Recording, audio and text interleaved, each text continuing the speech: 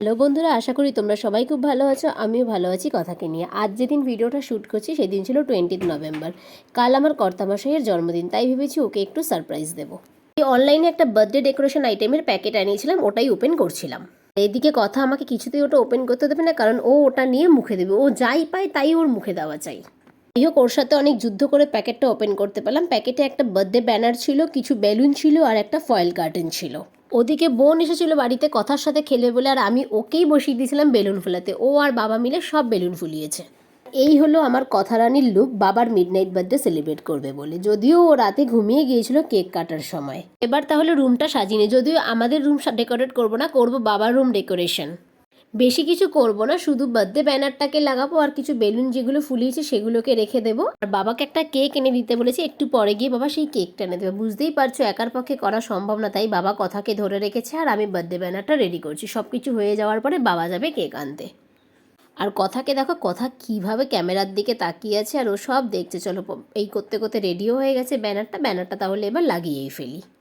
যদিও এবছরের বার্থডেটা আমার কর্তামশাইয়ের কাছে খুবই স্পেশাল, কারণ এবছর আমাদের মাঝে কথা আছে। কথার সাথে ওর এটাই প্রথম বছর বার্থডে সেলিব্রেশন। আমি ব্যানারটা লাগাচ্ছি আর বাবা আমাকে বলে দিচ্ছে এটাকে একটু এদিকে কর, ওটাকে একটু এদিক কর। যাই হোক, এই করতে করতে আলটিমেট এটা ঠিক হয়ে গেল। আর ওদিকে যেই আমার ব্যানারটা লাগানো হয়ে গেল, বাবা অমনি আমাকে কথাকে দিয়ে তিনি উঠে গেলেন সোজা খাটে বেলুনগুলোকে সব ঠিক করে রাখার জন্য। সমস্ত কিছু হয়ে যাওয়ার পর বাবা গিয়ে কেকটা নিয়ে আসলো, আর আমি কেকটা না এই ঘরেই রেখেছিলাম। তোমাদের সাথে একটু পরে শেয়ার করবো যে কি ঘটে গেল কেকটার সাথে। তোমরা একটু পরে দেখলেই বুঝতে পারবে। আর এই হলো আমার রুম ডেকোরেশনের ফাইনাল লুক। কর্তামশাইয়ের কেমন লাগবে জানি না, তোমাদের কেমন লাগলো তোমরা প্লিজ আমাকে জানিও।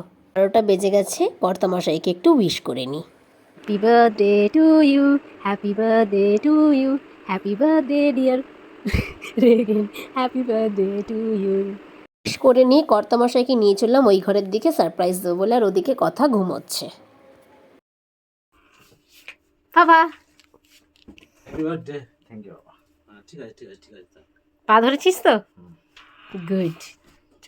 সরি, হ্যাপিটা এমনটা করে দিয়েছে কিছু। এই হলো আমার কেকের অবস্থা।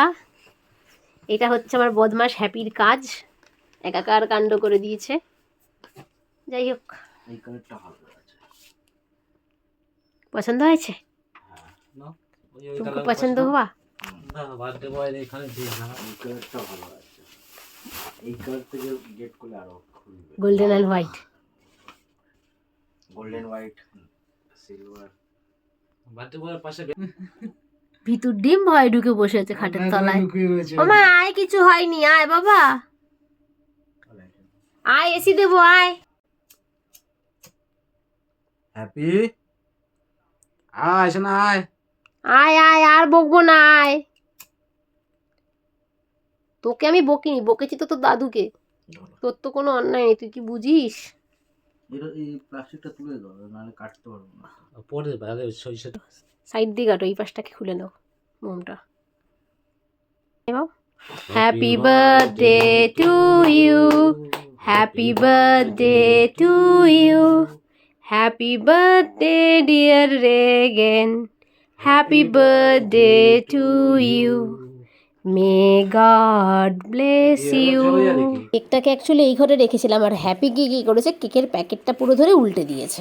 সব কিছু হয়ে যাওয়ার পরে আমরা এই রুমে এসে কোল্ড ড্রিঙ্কস আর মাজা পার্টি করলাম। চলো একটু কর্তামশাইয়ের থেকে জেনে নিই তার সারপ্রাইজটা কেমন লাগলো। সারপ্রাইজটা কেমন লাগলো? খুবই ভালো লেগেছে। ভিডিওটা আজকের মতো এখানেই শেষ করছি। যদি ভিডিওটা ভালো লেগে থাকে তাহলে প্লিজ একটা লাইক করে দিও আর সাবস্ক্রাইব করে দিও চ্যানেলটা।